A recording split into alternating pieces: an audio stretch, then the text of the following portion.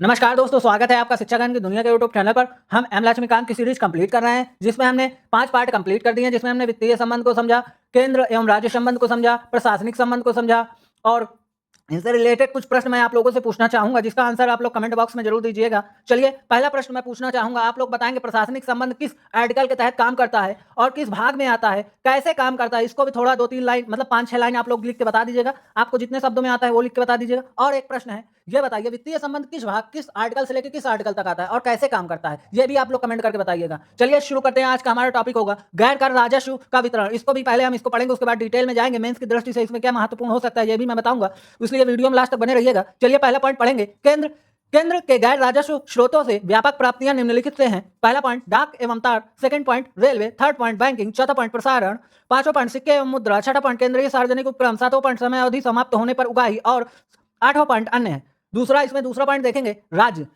गैर राजस्व कर के द्वारा राज्य को प्राप्त व्यापक स्रोत इस तरह है। पहला पॉइंट सिंचाई एवं दूसरा पॉइंट वन, थर्ड पॉइंट मत्स्य पालन, चौथा पॉइंट राज्य सार्वजनिक उपकरण, पांचवा पॉइंट समय चूकने पर उगाही एवं छठा पॉइंट अन्य। इसमें हमें कुछ बताने की जरूरत नहीं, ये बहुत ही नॉर्मल से पॉइंट है। चलिए आगे देखेंगे।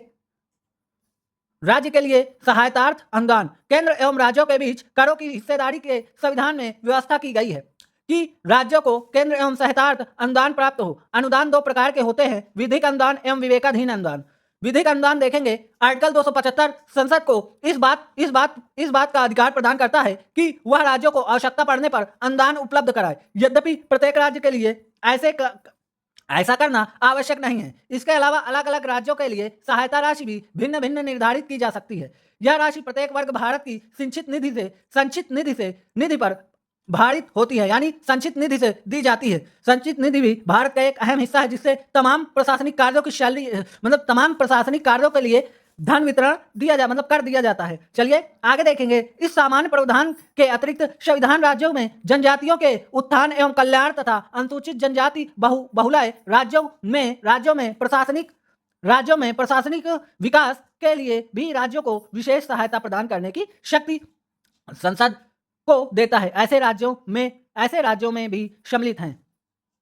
आप लोग एक प्रश्न का उत्तर और दीजिएगा। आर्टिकल 275 किस अनुदान से संबंधित है? चलिए शुरू करते हैं। आर्टिकल 252 भी बताइएगा। राष्ट्रपति शासन किस आर्टिकल से लगता है ये भी बताइएगा। यह बहुत ही नॉर्मल क्वेश्चन है। चलिए, अनुच्छेद 275 के अंतर्गत वर्णित यह अनुदान सामान्य एवं विशेष वित्त आयोग की अनुशंसा पर दी जाती है। ठीक है, आगे देखेंगे।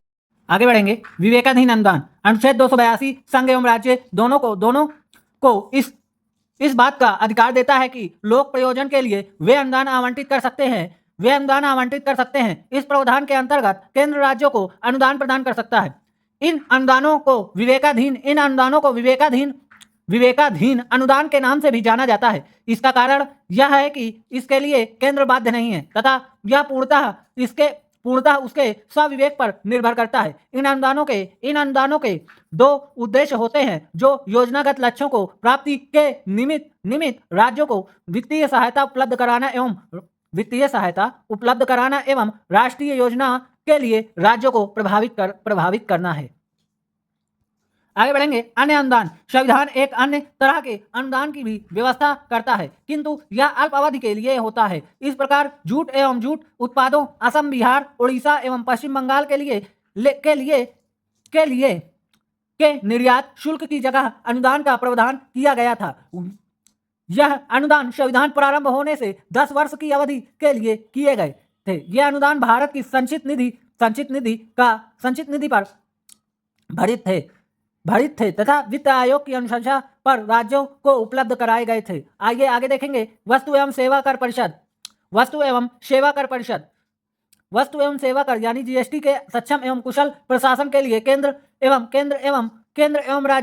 राज्यों बीच सहयोग और समन्वय जरूरी है। इस आपसी सहयोग और परामर्श को संभव बनाने के लिए 101वें संविधान संशोधन अधिनियम 2016 ने वस्तु एवं सेवा कर परिषद जीएसटी काउंसिल की स्थापना का प्रावधान किया। आइए आगे देखेंगे। अनुच्छेद 289 ए राष्ट्रपति को एक आदेश द्वारा जीएसटी काउंसिल गठित करने के लिए अधिकृत करता है एवं यह केंद्र और राज्यों का एक संयुक्त फोरम है। इससे अपेक्षा की जाती है कि यह निम्नलिखित मामलों में केंद्र और राज्यों की अनुशंसा करेगा। आइए पहला पॉइंट देखेंगे इसमें केंद्र राज्यों एवं स्थानीय निकायों द्वारा वसूले गए कर, उपकर एवं अधिभार जिनका जीएसटी में विलय हो जाता है। सेकंड पॉइंट, वे वस्तुएं और सेवाएं जिन पर जीएसटी लगेगा या जो जीएसटी से मुक्त होंगी। तीसरा पॉइंट, आदर्श जीएसटी कानून वसूली के सिद्धांत अंतरराज्य वाणिज्य व्यापार की आपूर्तियों पर उगाए गए जीएसटी के बंटवारे और वह नीति जिसके आधार पर आपूर्ति के स्थान का प्रशासन होता है। आइए पांचों पॉइंट देखेंगे। कारोबार की शुरुआत सीमा जिसके नीचे जीएसटी से छूट मिल जाती है। छठा पॉइंट देखेंगे, जीएसटी बैंड के साथ न्यूनतम नियत दरें हैं। आगे देखेंगे, सातों पॉइंट देखेंगे, किसी प्राकृतिक प्रकोप या आपदा के दौरान अतिरिक्त संसाधन जुटाने के लिए एक समय विशेष के लिए दर या दरें। वित्त आयोग को देखेंगे, आर्टिकल 280 अर्ध न्यायिक निकाय के रूप में वित्त आयोग की व्यवस्था करता है। इसका गठन हर 5 वर्ष में राष्ट्रपति द्वारा स्थापित किया जाता है। यह निम्नलिखित मामलों पर राष्ट्रपति को सिफारिश करता है। आइए पांचों पॉइंट देखेंगे। केंद्र एवं राज्यों के बीच कराधान व्यवस्था का निर्धारण और ऐसी प्राप्तियों का राज्यों के बीच हिस्सेदारी का निर्धारण। वे सिद्धांत जिनके तहत राज्य केंद्र भारत की संचित निधि से आर्थिक अनुदान लेकर कार्य करता है। आइए थर्ड पॉइंट देखेंगे, राज्य वित्त आयोग की संस्तुति के आधार पर राज्य पंचायतों और नगरपालिकाओं के स्रोत की पूर्ति के लिए राज्य की संचित निधि को बढ़ाने के लिए किए जाने वाले उपाय हैं। आइए चौथा पॉइंट देखेंगे, राष्ट्रपति द्वारा वित्तीय मामलों के संबंध में सौंपा गया कोई अन्य कार्य। आप लोग सोच रहे हो कि मैं केवल किताब क्यों पढ़ रहा हूं, क्योंकि मैंने पिछले जितने भी पार्ट हुए हैं सभी में महत्वपूर्ण इंपॉर्टेंट पॉइंट बता दिए हैं जो कि आप मेंस में लिख सकते हैं, जिनकी लिंक आप लोगों को डिस्क्रिप्शन बॉक्स मिल जाएगी। आप लोग डिस्क्रिप्शन बॉक्स जरूर चेकआउट कीजिएगा, उसमें सभी चैप्टर की लिंक आप लोगों को मिल जाएगी। जितने पार्ट हुए हैं 14वें चैप्टर के, 14वें चैप्टर में मैंने कुछ मेन पॉइंट आप लोगों को बता दिए हैं। पूरे चैप्टर का सार आप लोगों को 5 पार्ट में मिल जाएगा, मतलब पूरा चैप्टर आप लोगों को 5 पार्ट में खत्म मिलेगा। ये तो सिर्फ किताब का मैं एक फ्लो बना रहा हूँ, किताब पढ़ूंगा, उसके बाद में छठे चैप्टर मतलब 15वें चैप्टर पे जाऊंगा। ठीक है, चलिए शुरू करते हैं समय वेस्ट करते हुए। आप तब तक चैनल पर नए हैं तो चैनल को सब्सक्राइब करके बेल आइकन जरूर प्रेस कर दीजिएगा। चलिए शुरू करते हैं, लास्ट तक बने रहिएगा क्योंकि हम लोग कुछ महत्वपूर्ण पॉइंट डिस्कशन करने वाले हैं लास्ट पे। 1960 तक आयोग असम, बिहार, उड़ीसा एवं पश्चिम बंगाल के लिए जूट उत्पादों के निर्यात शुल्क के एवज में प्रतिवर्ष प्रदान किए जाने वाले अनुदान के संबंध में सरकार को सुझाव देता है। संविधान वित्त आयोग को देश में वित्तीय संघात्मकता के संतुलन चक्र के रूप में परिकल्पित करता है। यद्यपि गैर विधायी निकाय योजना आयोग के उद्भव के उपरांत केंद्र राज्य संबंधों के संदर्भ में वित्त आयोग की भूमिका संकुचित हुई है। आइए आगे देखेंगे, राज्य के हितों का संरक्षण। वित्तीय मामलों पर राज्य हितों की रक्षा के लिए संविधान में यह व्यवस्था की गई है कि संसद सिर्फ राष्ट्रपति की सिफारिश पर निम्नलिखित विधेयकों को संसद में प्रस्तुत करे। आप लोग वीडियो में लास्ट तक जरूर बने रहिएगा क्योंकि कुछ ना कुछ बेनिफिट लेके जाएंगे इस वीडियो से, मैं इतनी गारंटी दे सकता हूं। चलिए पहला पॉइंट देखेंगे, ऐसा विधेयक जिसमें राज्यों का हित हो और वह किसी कर या शुल्क को अध्यारोपित करे।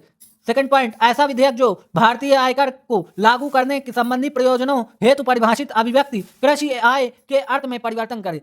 आइए तीसरा पॉइंट, ऐसा विधेयक जो राज्यों में वितरित या वितरण की जाने वाली राशियों की नियम को प्रभावित करे।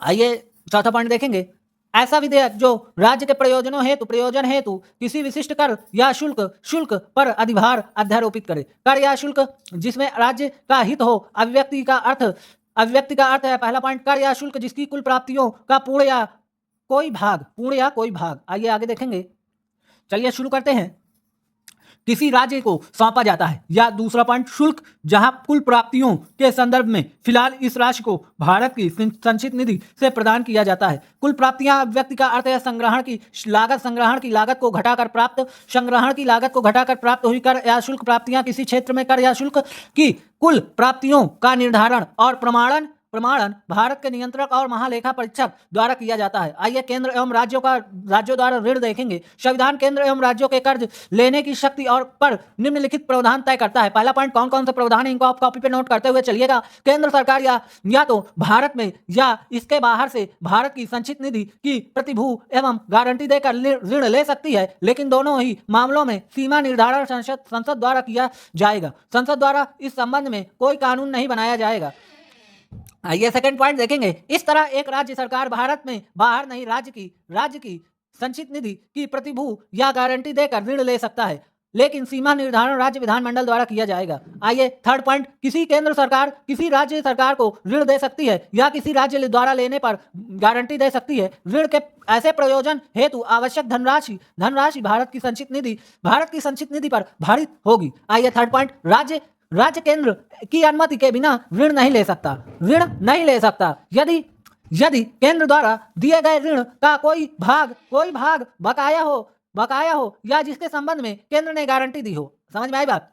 वैसे समझ में आ ही गई होगी। ठीक है, चलिए आगे देखेंगे। अंतर सरकारी कर उन्मुक्ति। आप लोगों को जो टॉपिक ना समझ में आप लोग कमेंट करके बता दीजिएगा, मैं समझा दूंगा नेक्स्ट वीडियो में। ठीक है, आज केवल किताब पढ़ेंगे जिसमें आप लोगों को जो टॉपिक समझ में ना आए वो नोट कर लीजिए, कमेंट करके बताइएगा। जो मैंने शुरुआत में प्रश्न पूछे उनको भी कमेंट करके बताइएगा उनका उत्तर। ठीक है, चलिए शुरू करते हैं। अंतर सरकारी कर उन्मुक्ति। अन्य संघीय संविधानों के समान भारतीय संविधान में भी पारस्परिक कराधान के उन्मुक्तियों के नियम है।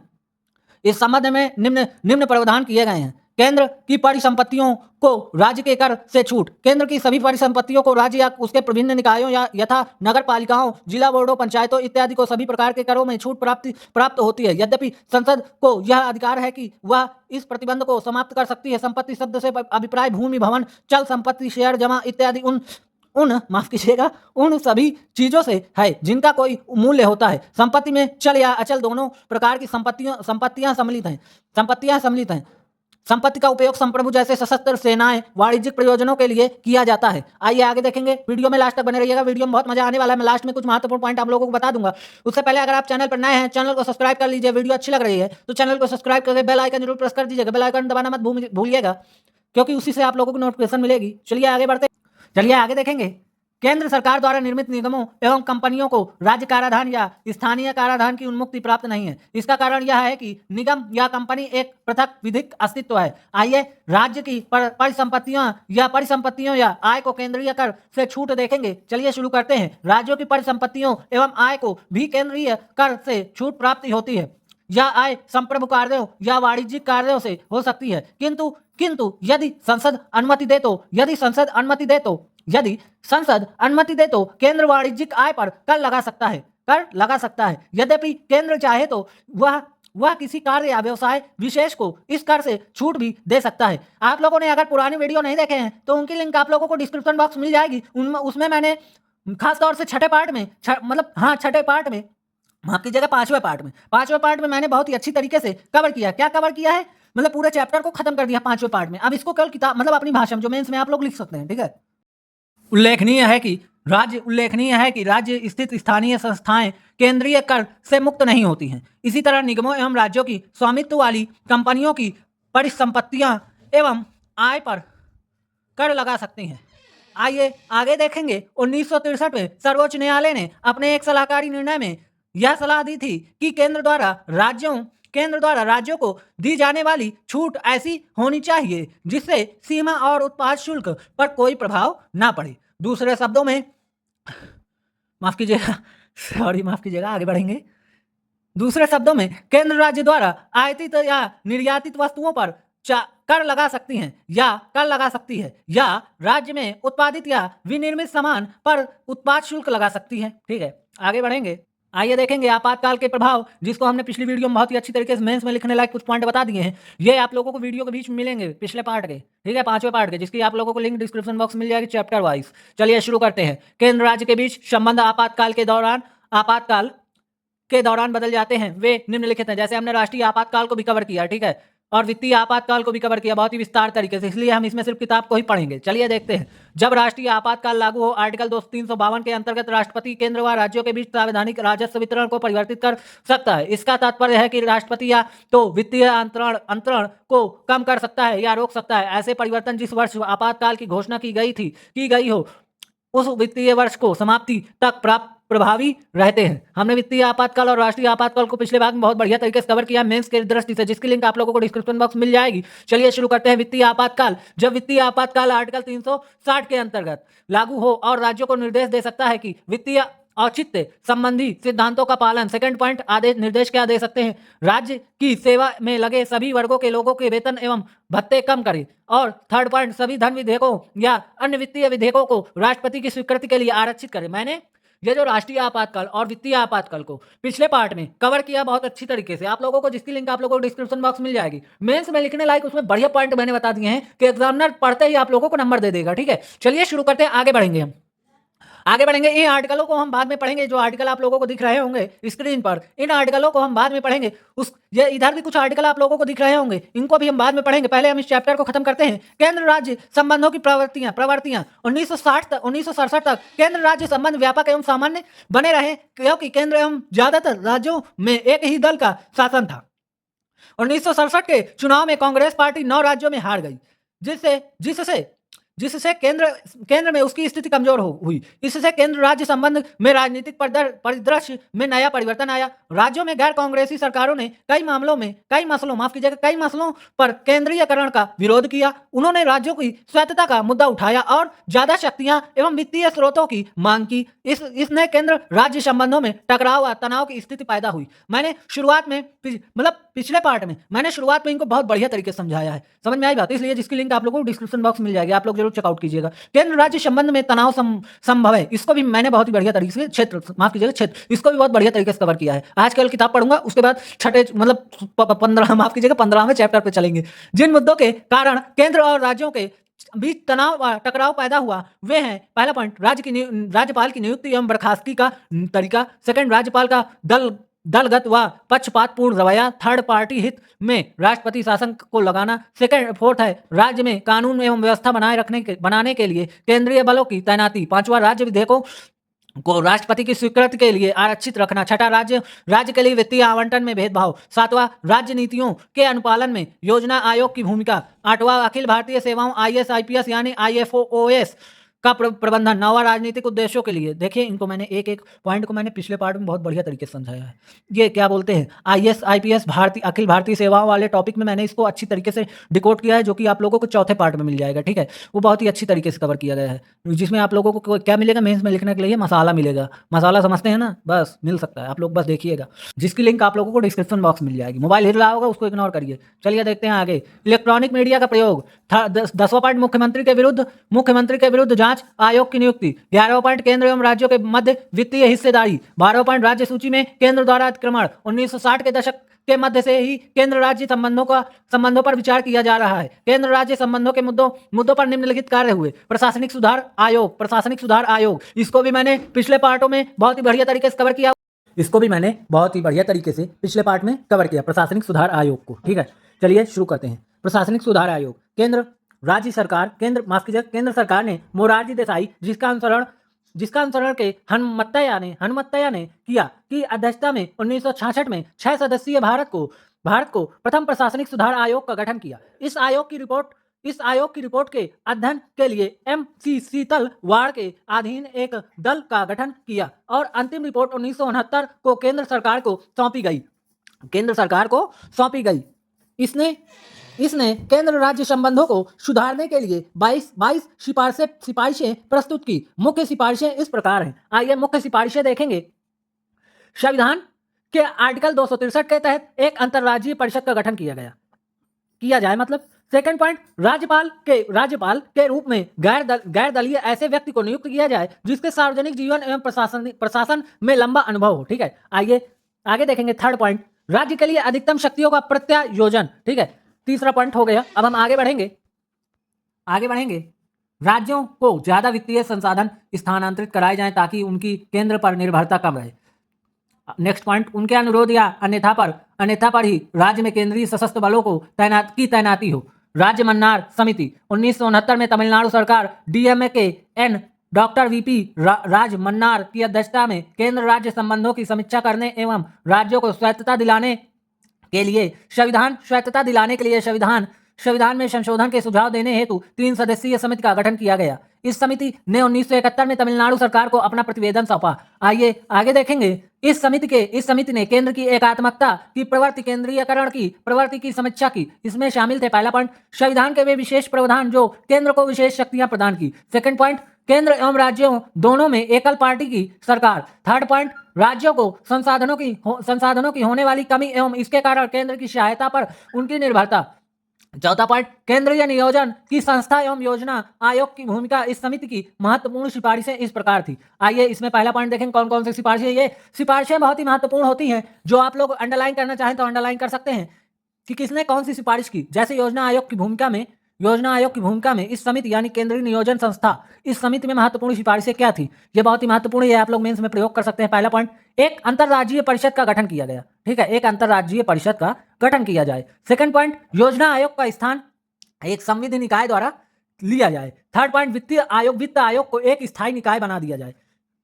पांचवा पॉइंट, अनुच्छेद 356, 357 एवं 365 राष्ट्रपति शासन से संबंधित को पूर्णतः समाप्त कर दिया जाए। हम इनको मतलब राष्ट्रपति शासन के रिलेटेड जितने भी आर्टिकल हैं सभी को विस्तार पूर्वक मैंने पिछले पार्ट में कवर कर दिया है। ये आप लोगों को मैं वीडियो में कई बार बता चुका हूं। जिन्होंने नहीं देखा वो बहुत बड़ी गलती करने जा रहे हैं, जाकर देख के आइए पहले, तब इस वीडियो में आइए। चलिए पांचवा पॉइंट देखेंगे, राज्यपाल प्रसाद पर्यात राज्य मंत्रिपरिषद के पद धारित करने का जो प्रावधान है उसे समाप्त कर दिया जाए। आइए छठा पॉइंट, संघ सूची एवं समवर्ती सूची के कुछ विषयों को राज्य सूची में हस्तांतरित कर दिया जाए। इसको भी मैंने पिछले पार्टों में बहुत बढ़िया तरीके से कवर किया है। जो संघ एवं राज्य वाला क्षेत्र का चैप्टर है उसमें मैंने इसको बहुत बढ़िया तरीके से कवर किया है। ठीक है, आप लोग बताइएगा संघ एवं राज्य क्षेत्र किस चैप्टर का नाम है, कौन सा चैप्टर नंबर पे आता है। आइए सातों पॉइंट, राज्यों की अवशिष्ट शक्तियां प्रदान की जाए, राज्यों को अवशिष्ट शक्तियां प्रदान की जाए। आइए सातवां पॉइंट देखेंगे, अखिल भारतीय सेवाओं IAS IPS यानी IFOS को समाप्त कर दिया जाए। ठीक है, ये सिफारिशें बहुत ही महत्वपूर्ण है, इनको जरूर लिखिएगा या अंडरलाइन कर लीजिएगा। केंद्र सरकार राज्य मन्नार समिति की सिफारिशों को पूरी तरह से खारिज कर दिया जाए। आइए आनंदपुर साहिब प्रस्ताव को समझेंगे। चलिए शुरू करते हैं। 1973 में अकाली दल पंजाब में आनंदपुर साहिब पे हुई एक बैठक में राज्यों की धार्मिक एवं राजनीतिक मांगों के संबंध में एक प्रस्ताव को स्वीकृत दी। इस प्रस्ताव में कहा गया कि केंद्र को मात्र रक्षा, विदेशी संबंध, संचार एवं मुद्रा के अतिरिक्त अन्य सभी विषय राज्यों को सौंप देने चाहिए। इसमें कहा गया कि संविधान को वास्तविक रूप में संघीय बनाया जाना चाहिए। आइए और केंद्र में सभी राज्यों के माफ कीजिएगा, केंद्र में सभी राज्यों के लिए समान प्राधिकार एवं प्रतिनिधित्व सुनिश्चित किया जाना चाहिए। आइए पश्चिम बंगाल का स्मरण पत्र पढ़ेंगे। 1977 में पश्चिम बंगाल सरकार, जिसका नेतृत्व साम्यवादियों के हाथों में था, ने केंद्र राज्य संबंधों का एक स्मरण पत्र या मेमोरंडम प्रकाशित किया तथा उसे केंद्र सरकार को प्रेषित किया। इस स्मरण पत्र में अन्य बातों के साथ साथ निम्न सुझाव दिए गए। आइए पहला पॉइंट देखेंगे, संविधान में उल्लेखित शब्द संघ की जगह संघीय शब्द संघ की जगह संघीय शब्द रखा जाए। संघीय शब्द क्यों रखा गया, इसका भी मैंने पिछले पार्ट में विश्लेषण कर दिया है, जिन्होंने नहीं देखा वो जाकर जरूर देखेंगे। चलिए सेकंड पॉइंट देखेंगे, केंद्र सरकार का कार्यक्षेत्र रक्षा, विदेशी मामले, संचार एवं आर्थिक समन्वय तक ही सीमित रहना चाहिए। थर्ड पॉइंट देखेंगे, अन्य सभी मामलों पर राज्यों को शक्ति दी जाए। सेकंड पॉइंट देखेंगे, आयोग को केंद्र एवं राज्यों के बीच संबंधों की वर्तमान स्थिति का आकलन करने एवं उनमें सुधार करने के लिए उचित सिफारिशें देनी थी। इस संबंध में क्या रुकावटें एवं कठिनाइयां हैं, इसके बारे में भी सरकार को बताना था।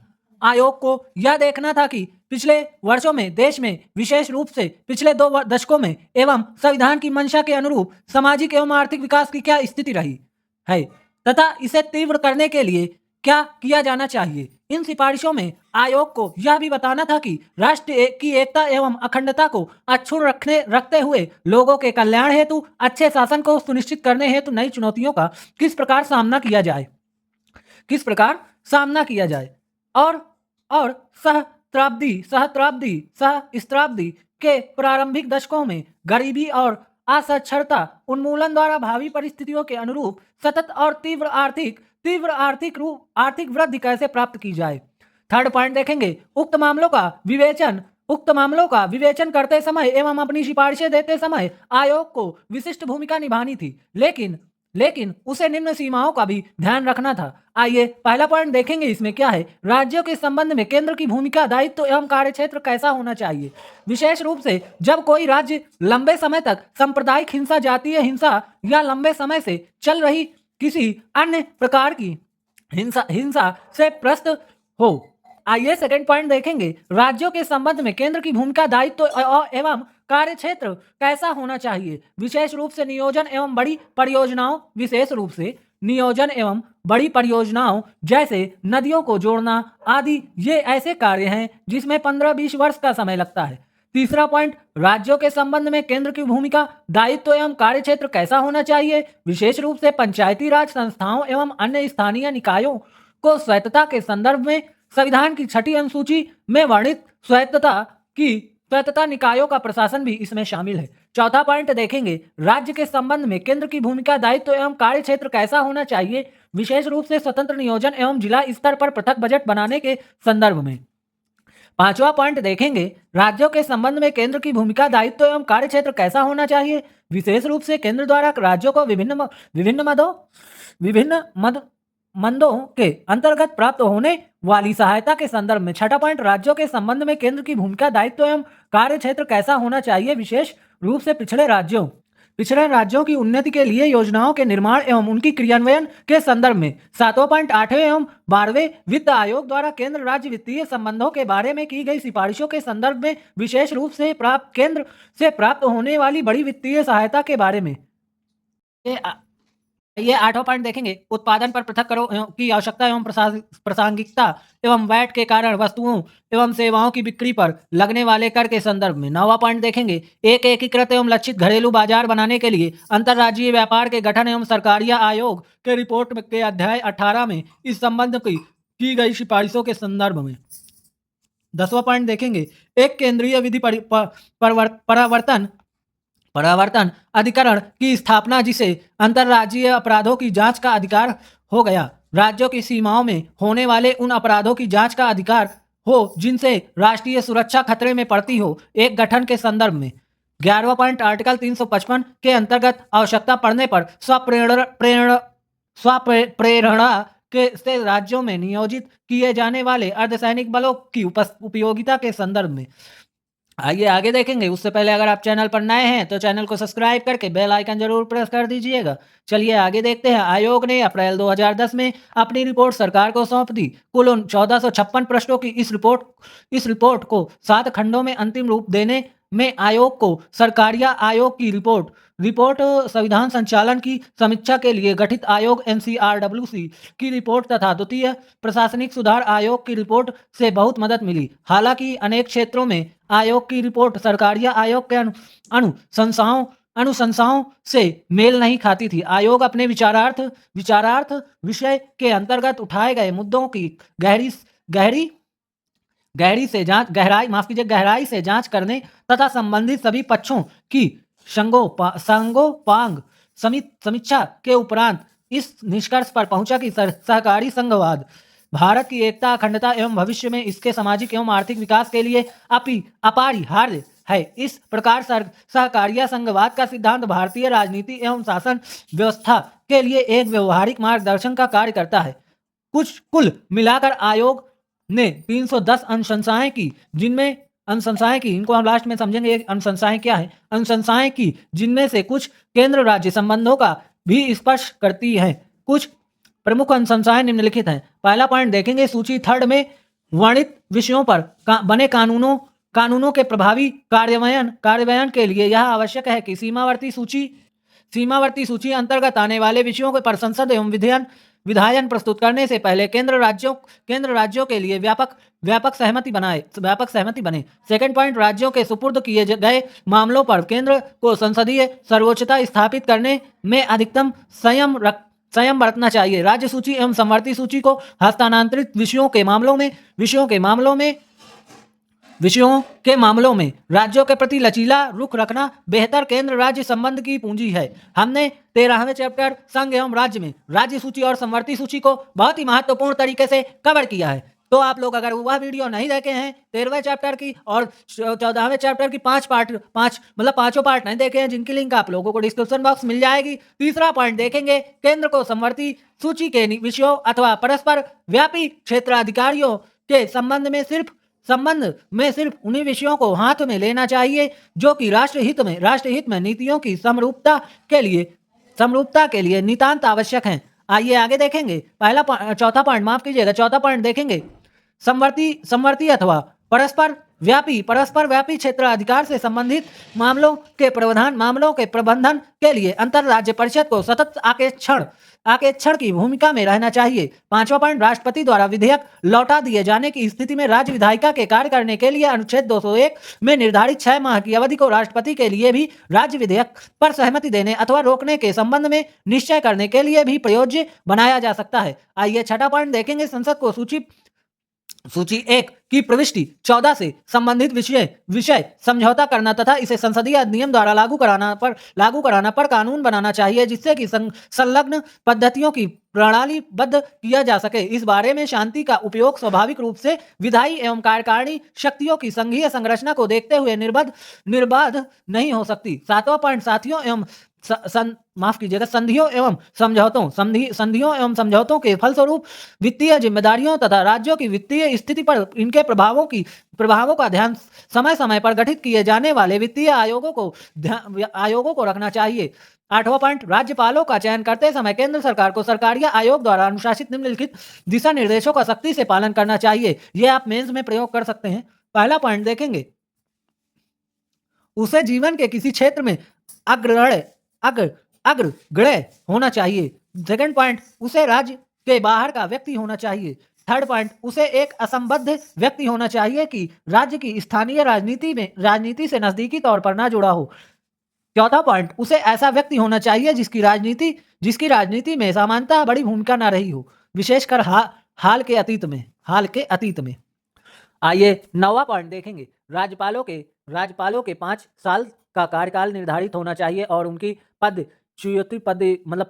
केंद्र सरकार की इच्छा भर से नहीं होनी चाहिए। आइए 10वां पॉइंट देखेंगे। राष्ट्रपति को महाभियोग द्वारा हटाने की जो भी प्रक्रिया है, आवश्यक परिवर्तन सहित वही प्रक्रिया राज्यपाल को महाभियोग द्वारा हटाने में प्रयुक्त होनी चाहिए। 11वां पॉइंट, आर्टिकल 163, राज्यपाल को ऐसा विवेकाधिकार प्रदान नहीं करता कि वह मंत्रिपरिषद के विरुद्ध अथवा उसकी सलाह के बिना कार्य करे। वास्तव में विवेकाधिकार के उपयोग का दायरा सीमित है और इस सीमित दायरे में भी राज्यपाल का कार्य एक पक्षीय अथवा अवास्तविक नहीं दिखना चाहिए।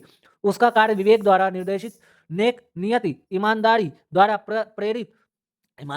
प्रेरित तथा सतर्कता द्वारा संतुलित होना चाहिए। 12वां पॉइंट देखेंगे। किसी राज्य की विधानसभा द्वारा पारित विधेयक के संबंध में राज्यपाल को इस बारे में 6 माह के अंदर निर्णय लेना चाहिए कि वह इस पर सहमति दे अथवा राष्ट्रपति के विचारार्थ उसे सुरक्षित रखें। 13वां पॉइंट, जहां त्रिशंकु विधानसभा बनने की स्थिति में मुख्यमंत्री की नियुक्ति में राज्यपाल की भूमिका का प्रश्न है, यह आवश्यक है कि इस बारे में संवैधानिक परंपराओं का पालन करते हुए स्पष्ट दिशा निर्देश बनाए जाएं। ये दिशा निर्देश निम्नलिखित हो सकते हैं।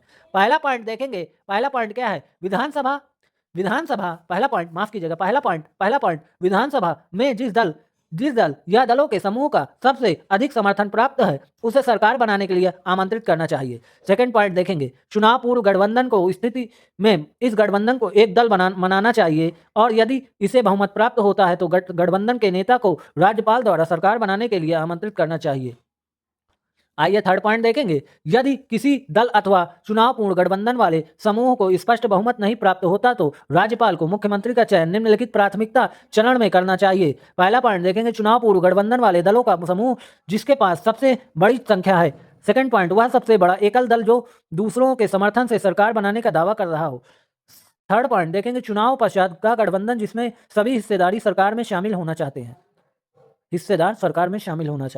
ठीक है, आगे बढ़ेंगे।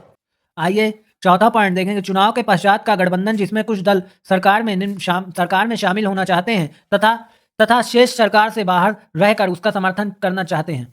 आइए आगे देखेंगे। हम 14वां पॉइंट देखेंगे।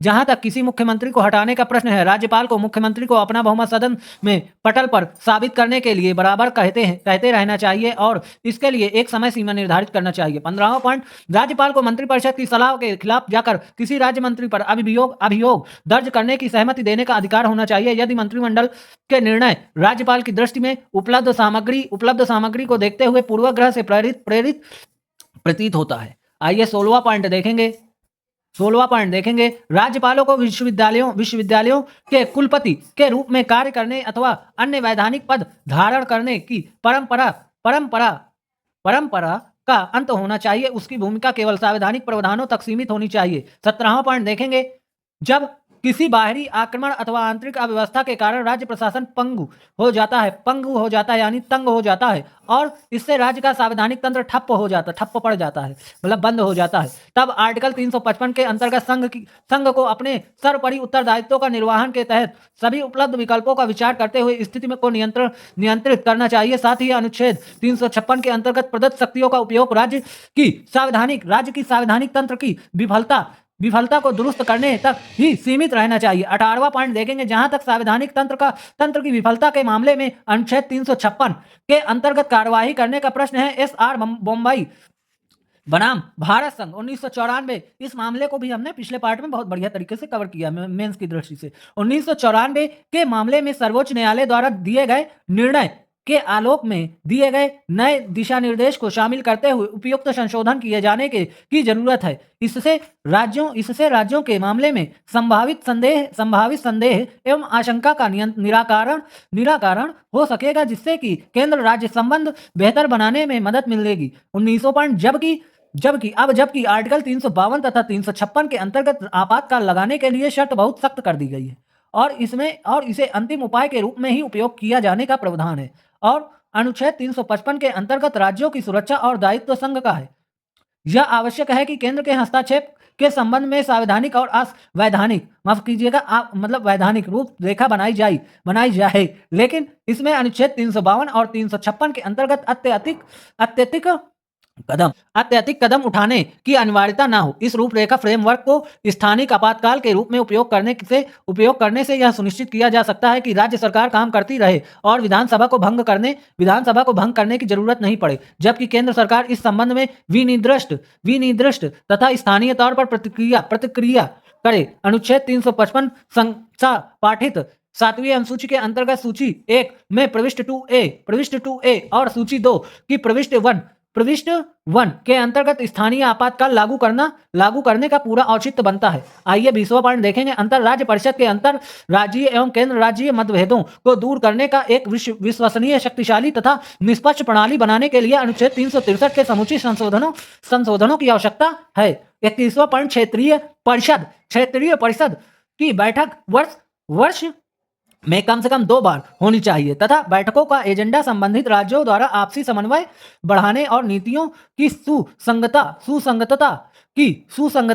के लिए प्रस्तावित किया जाना चाहिए। एक मजबूत अंतर राज्य परिषद का सचिवालय क्षेत्रीय परिषद में कार्यालय के रूप में भी कार्य कर सकता है। अगर आप लोगों ने चैनल को अभी तक सब्सक्राइब नहीं किया है तो चैनल को सब्सक्राइब कर लीजिए और बेल आइकन जरूर प्रेस कर दीजिए, क्योंकि अगर आप लोगों को वीडियो अच्छी लग रही है तभी कीजिएगा। चलिए 22वां पॉइंट देखेंगे, वित्तीय मामलों में अंतर राज्य समन्वय को बढ़ावा देने के लिए राज्यों के वित्त मंत्रियों की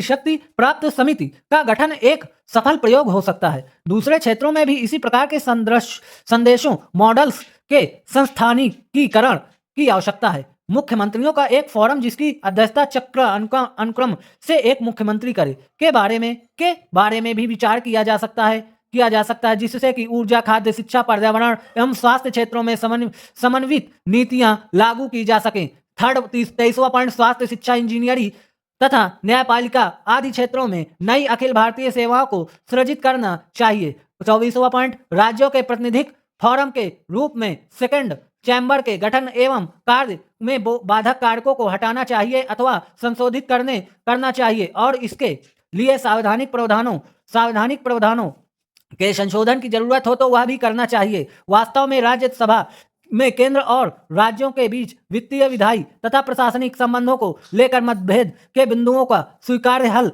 निकालने की असीमित क्षमता है। 25वां पॉइंट, राज्यों के बीच सत्ता संतुलन वांछनीय है और वह राज्यसभा में प्रतिनिधित्व की समानता के आधार पर संभव हो सकता है। इसके लिए प्रासंगिक प्रावधानों में संशोधन कर राज्यसभा में राज्यों को सीटों की समानता बिना उनकी जनसंख्या का ध्यान रख के किया जा सकता है। आगे देखेंगे 26वां पॉइंट देखेंगे, स्थानीय निकायों को स्वशासन के संस्थाओं के रूप में कार्य करने देने के लिए शक्तियों के प्रतिनिधित्व का विषय क्षेत्र उपयुक्त संशोधनों के माध्यम से सावधानिक रूप से परिभाषित होना चाहिए। 27वां पॉइंट देखेंगे, भविष्य के सभी केंद्रीय विधायन जो राज्यों की संलग्नता की मांग करते हैं में लागत की साझेदारी की व्यवस्था होनी चाहिए, जैसा कि शिक्षा का अधिकार अधिनियम आरटीआई में प्रावधानित है। पहले से वर्तमान केंद्रीय विधायन जिनमें राज्यों को कार्यान्वयन की जिम्मेदारी दी गई है को उपयुक्त रूप से संशोधित करना चाहिए, जिससे कि केंद्र सरकार लागत में हिस्सेदारी सुनिश्चित कर सके। आइए 28वां पॉइंट देखेंगे, प्रमुख खनिज की रॉयल्टी दरों का पुनर्निरीक्षण प्रत्येक 3 वर्षों पर बिना विलंब किया जाना चाहिए और 3 वर्षों की अवधि पार होने पर राज्यों को समुचित क्षतिपूर्ति दी जानी चाहिए। 29वां, व्यवसाय कर की वर्तमान हदबंदी को संविधान संशोधन द्वारा समाप्त कर देना चाहिए। 30वां, आर्टिकल 268 में उल्लेखित करों से और अधिक राजस्व प्राप्त करने की संभावना के लिए उक्त प्रावधान पर नए सिरे से विचार करना चाहिए। इस मुद्दे को या तो अगले वित्त आयोग को संदर्भित कर देना चाहिए अथवा इस मामले को देखने के लिए एक विशेषज्ञ समिति का गठन करना चाहिए। 31वां पॉइंट देखेंगे, अधिक उत्तरदायित्व लाने के लिए सभी वित्तीय विधेयकों का एक स्वतंत्र निकाय द्वारा वार्षिक आकलन करना चाहिए तथा इन निकायों की रिपोर्टों को संसद के दोनों सदनों और राज्य विधायिकाओं के समक्ष रखना चाहिए। 32वां पॉइंट, वित्त आयोग के विचारार्थ विषयों को केंद्र तथा राज्यों के बीच निष्पक्ष रूप से संदर्भित करना चाहिए। वित्त आयोगों के विचारार्थ विषयों टीओआर को अंतिम रूप देने में राज्यों को संलग्नता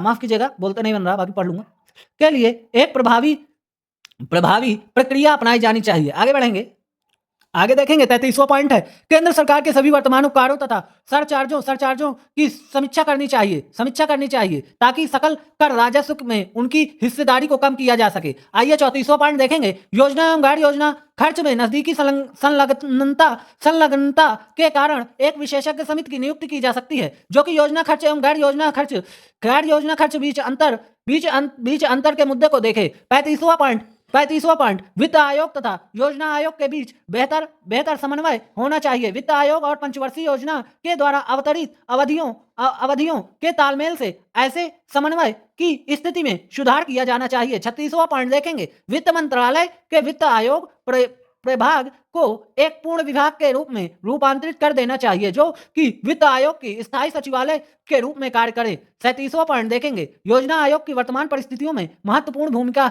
है, लेकिन इसकी भूमिका समन्वय की अधिक होनी चाहिए।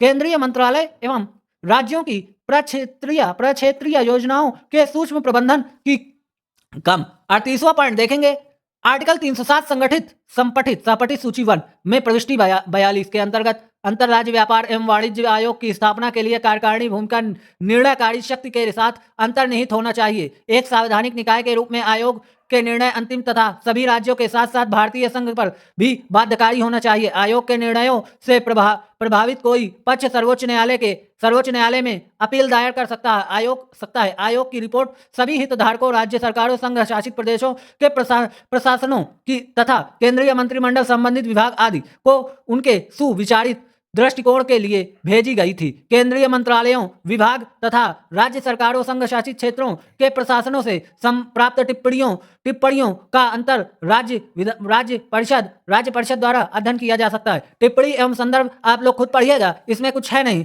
हमारा चैप्टर आज 14वां चैप्टर समाप्त होता हुआ। आप लोगों ने अगर वीडियो पूरा देखा है तो बहुत बहुत धन्यवाद। हमने इस चैप्टर को आज इसलिए पढ़ा था, मतलब इस चैप्टर के पेजों को आज इसलिए पढ़ा था ताकि आप लोगों को यह ना लगे कि हमने चैप्टर कहाँ खत्म कर दिया। बाकी हमने चैप्टर 5 पार्ट में ही हमारा चैप्टर समाप्त हो चुका था, ठीक है। अगर आप लोगों ने सभी चैप्टरों को नहीं देखा है, जो कि आपके मेंस की दृष्टि से बहुत ही महत्वपूर्ण है, जिनकी लिंक आप लोगों को डिस्क्रिप्शन बॉक्स मिल जाएगी, आप लोग जरूर चेकआउट कीजिएगा। आप लोगों का वीडियो पूरा देखने के लिए बहुत बहुत धन्यवाद। अगर आप लोगों ने पूरा वीडियो देखा है तो इसके लिए बहुत बहुत धन्यवाद। भारत माता की जय, जय हिंद। अब हम अगले चैप्टर पे चलेंगे कल, जो हमारा अंतर्राज्यीय संबंध वाला चैप्टर होगा, 15वां चैप्टर, वो बहुत ही महत्वपूर्ण है, इसलिए उसका इंतजार कीजिएगा। आप लोगों को बहुत बहुत धन्यवाद वीडियो पूरा देखने के लिए। चैनल पर नए हैं तो चैनल को सब्सक्राइब करके बेल आइकन जरूर प्रेस कर दीजिएगा। और महत्वपूर्ण सूचना एक आप लोगों के लिए, आने वाले समय में लक्ष्मीकांत की सीरीज खत्म होते ही हम स्पेक्ट्रम जैसी बहुत ही एडवांस लेवल की बुक की वीडियो फॉर्मेट में आप लोगों को देंगे, इसलिए इस चैनल को सब्सक्राइब करके बेल आइकन जरूर प्रेस कर दीजिएगा, क्योंकि आने वाली वीडियो बहुत ही महत्वपूर्ण है। हम एनसीईआरटी की भी शुरुआत करेंगे लक्ष्मीकांत की सीरीज को समाप्त होते 6 से 12 तक की history NCERT, polity NCERT, geography NCERT, सभी एनसीईआरटी इसी चैनल पर मिलेंगी, इसलिए अपने चैनल को सब्सक्राइब करके बेल आइकन जरूर प्रेस कर दीजिएगा। आप लोगों का बहुत बहुत धन्यवाद। भारत माता की जय, इंकलाब जिंदाबाद। थर्ड पॉइंट देखेंगे, अन्य सभी मामलों पर राज्यों को शक्ति दी जाए। चौथा पॉइंट, अनुच्छेद 356, 357 और 360 राष्ट्रपति शासन से संबंधित को पूर्णतः समाप्त कर दिया जाए। पांचों पॉइंट, नए राज्यों के निर्माण एवं वर्तमान राज्यों के पुनर्गठन में राज्यों की सहमति अनिवार्य बनाई जाए।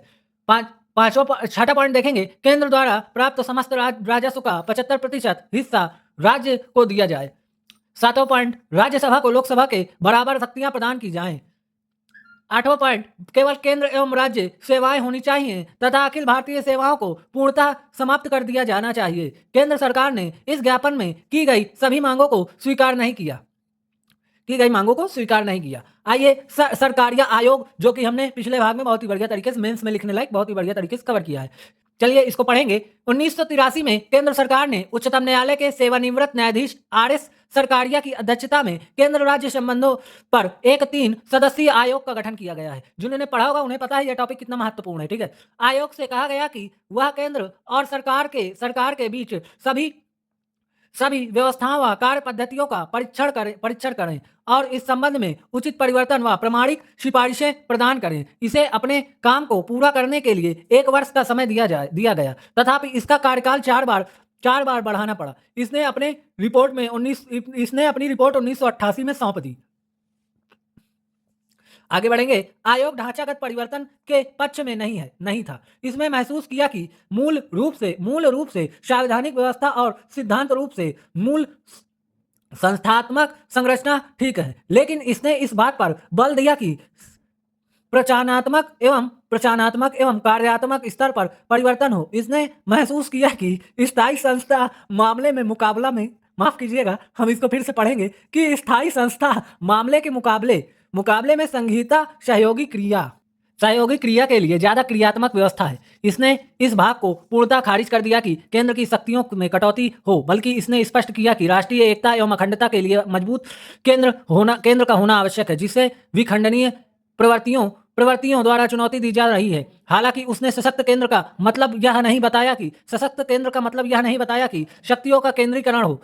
इसने यह भी पाया कि केंद्र में शक्तियों के अधिक साकेंद्रों से निर्णय लेने का दबाव रहता है, जबकि राज्य निर्णय विहीन रहते हैं। आयोग ने केंद्र राज्य संबंधों के सुधार की दिशा में 247 सिफारिशें प्रस्तुत की। इनमें से महत्वपूर्ण सिफारिशें इस प्रकार हैं। पहला पॉइंट, ये सिफारिशें जितनी मैं पढ़ रहा हूं ये आपके मेंस में लिखने के लिए रामबाण साबित हो सकते हैं GS2 के पेपर में। चलिए आगे देखेंगे। पहला पॉइंट, एक स्थायी अंतरराज्यीय परिषद हो, जिसे अंतर सरकारी परिषद कहा जाना चाहिए। इसकी स्थापना अनुच्छेद 263 के तहत होनी चाहिए। सेकंड पॉइंट, आर्टिकल 356 राष्ट्रपति शासन, जिसको हमने पिछले पार्ट में बहुत ही बढ़िया तरीके से कवर किया है। आर्टिकल 356 राष्ट्रपति शासन को बहुत संभल कर इस्तेमाल किया जाए। इसका तभी इस्तेमाल हो जब सभी उपलब्ध विकल्प समाप्त हो जाएं। ठीक है, आइए थर्ड पॉइंट देखेंगे। अखिल भारतीय सेवाओं के संस्थान को और अधिक मजबूत बनाना चाहिए और ऐसी ही कुछ सेवाओं का निर्माण किया जाना चाहिए। चौथा पॉइंट, कराधान की शक्ति संसद में ही निहित रहनी चाहिए, जबकि अन्य शक्तियों को समवर्ती सूची में शामिल किया जाना चाहिए। पांचवा पॉइंट, जब राष्ट्रपति राज्य के किसी विधेयक को स्वीकृति के लिए आरक्षित करे तो इसका कारण राज्य सरकार को बताया जाना चाहिए। छठा पॉइंट, राष्ट्रीय विकास परिषद NDC का नाम बदलकर इसे राष्ट्रीय आर्थिक एवं विकास परिषद NIDC किया जाना चाहिए। यह भी बहुत ही महत्वपूर्ण है। ये नाम मतलब राष्ट्रीय विकास परिषद NDC का नाम बदलकर इसे राष्ट्रीय आर्थिक एवं विकास परिषद NIDC किया जाना चाहिए। किसने सिफारिश की थी?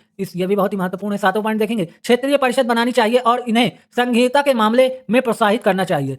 आठवां पॉइंट, केंद्र को बिना राज्य स्वीकृति के सैन्य बलों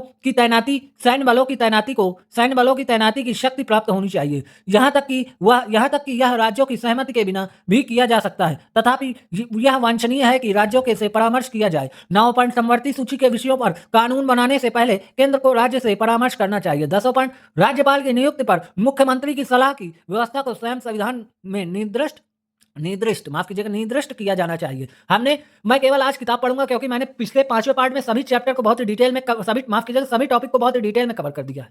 ठीक है, चलिए 11वां पॉइंट देखेंगे। ये जिनके पास किताब नहीं उनके लिए बहुत ही महत्वपूर्ण हो सकता है, इसलिए मैं इसको पढ़ रहा हूँ। निगम कर की कुल प्राप्तियों को राज्यों के साथ निश्चित सीमा में बांटा जाना चाहिए।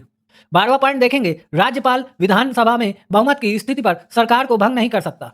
13वां पॉइंट देखेंगे, राज्यपाल के 5 वर्ष के कार्यकाल को बिना ठोस कारणों के अतिरिक्त बाधित नहीं किया जाना चाहिए। 14वां पॉइंट, बिना संसद की मांग के किसी राज्य मंत्री के खिलाफ जांच आयोग नहीं बैठाना चाहिए, लेकिन आज सब कुछ हो रहा है। 15वां पॉइंट, केंद्र द्वारा आयकर पर अधिभार उगाही नहीं करनी चाहिए, सिवाय विशेष उद्देश्य और सीमित समय के लिए। 16वां पॉइंट, योजना आयोग और वित्त आयोग के बीच कार्यों का वर्तमान बंटवारा उचित एवं निरंतर होना चाहिए। 17वां पॉइंट, त्रिभाषा फार्मूला समान रूप से लागू करने की दिशा में कदम उठाना चाहिए।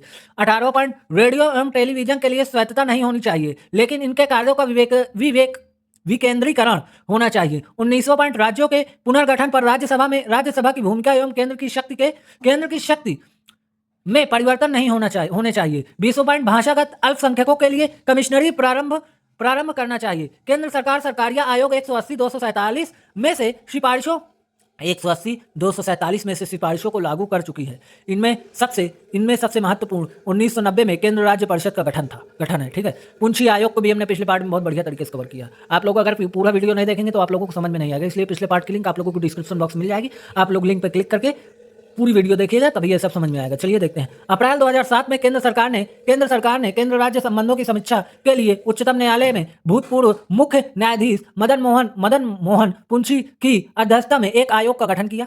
इस आयोग का गठन इसलिए किया गया था कि दो दशक पहले गठित सरकारिया आयोग के बाद बदलते राजनीतिक एवं आर्थिक परिदृश्य के कारण काफी परिवर्तन हो चुके हैं। अंततः नई परिस्थितियों में केंद्र राज्य संबंध का पुनः आकलन किया जाना आवश्यक है। इस आयोग के प्रमुख कार्य इस प्रकार थे। पहला पॉइंट देखेंगे, आयोग को भारत के संविधान के अनुरूप वर्तमान परिप्रेक्ष्य में केंद्र राज्य संबंधों की समीक्षा करनी थी। आयोग को स्वास्थ्य परंपराओं शक्तियों को संबंध में उच्चतम न्यायालय के विशेष आदेश तथा विभिन्न क्षेत्रों में कार्य एवं उत्तरदायित्व जिनमें शामिल थे विधायी संबंध, प्रशासनिक संबंध, राज्यपाल की भूमिका, आपातकालीन उपबंध, वित्तीय संबंध, आर्थिक एवं सामाजिक योजना, पंचायती राज संसाधनों का बंटवारा, जैसे अंतरराज्य नदी जल बंटवारा आदि परिप्रेक्ष्य केंद्र सरकार को उचित सिफारिशें प्रस्तुत करनी थी। हमने ये जितने भी पॉइंट मैंने पढ़े हैं, आपातकालीन उपबंध, वित्तीय संबंध, आर्थिक एवं सामाजिक योजना, पंचायती राज संस्थान, पिछले 5 पार्ट में मैंने कवर कर दिया है। ठीक है, इसलिए मैं इसको पढ़ रहा हूं आज, ताकि जिनके पास किताब ना हो उनको भी कोई दिक्कत ना हो। चलिए आगे बढ़ते हैं हम।